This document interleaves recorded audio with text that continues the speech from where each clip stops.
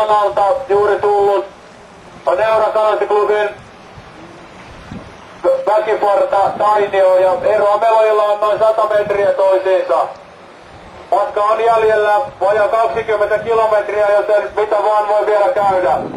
Melojat tästä kaartavat tuonne Hietaniemen uimarannan suuntaan, missä on noin 200 metrin kanto-osuus, jonka jälkeen melojat taas tulevat takaisin veteen. Ja parivaljakko Simppanen Hannu Kaukala on tiukasti siinä taka-allolla roikkumassa Kimmo Latvamäen ja Jussi Valliinin perässä.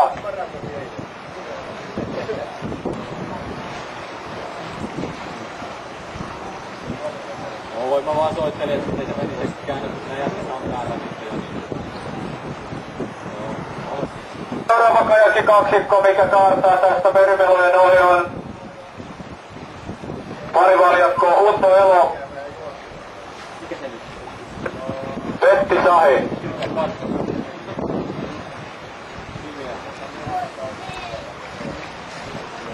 Petti Sahi ja Utto Elo ovat niin sanottuja ikämiessarjalaisia ja kummallakin on veteraanien maailmanmestaruuskilpailuista mitalleita, joten 60-vuotiaiden miesten sarjassa meillä miehet ovat edelleen melko kovassa kunnossa.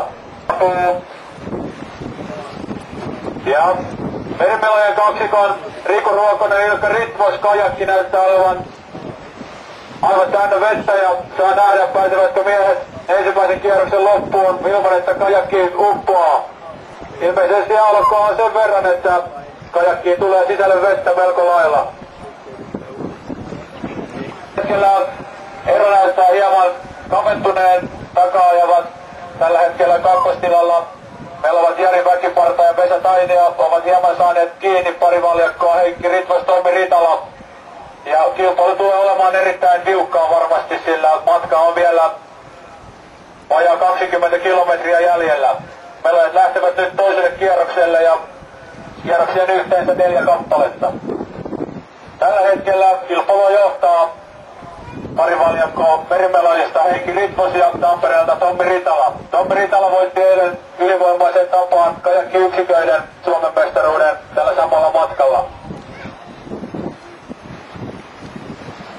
Nyt Jussi Valliin.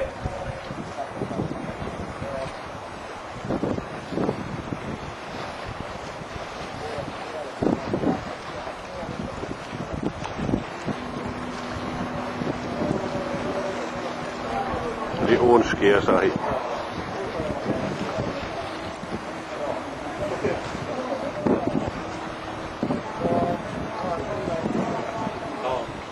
Ihan liian aikaisemmin.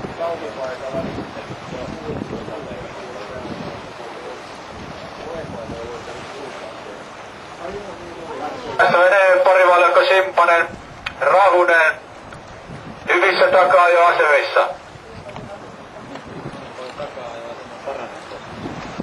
Tää hakukeikka. Katsotaan viimeisen kannon jälkeen uudelleen. Siinä tuli sen kärjellä. Se on se pahin siinä aloittelun ulkopuolella.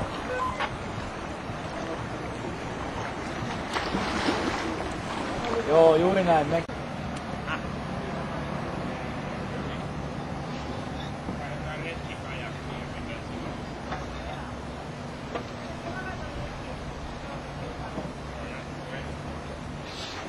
Tää on niinku viimeinen kanto-osuus. Joo.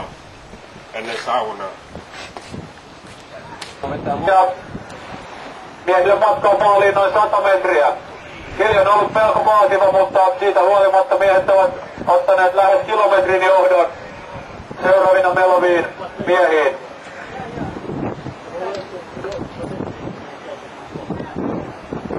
Ja tässä tulevat maaliin vuoden 2007 kajakkikaksikoiden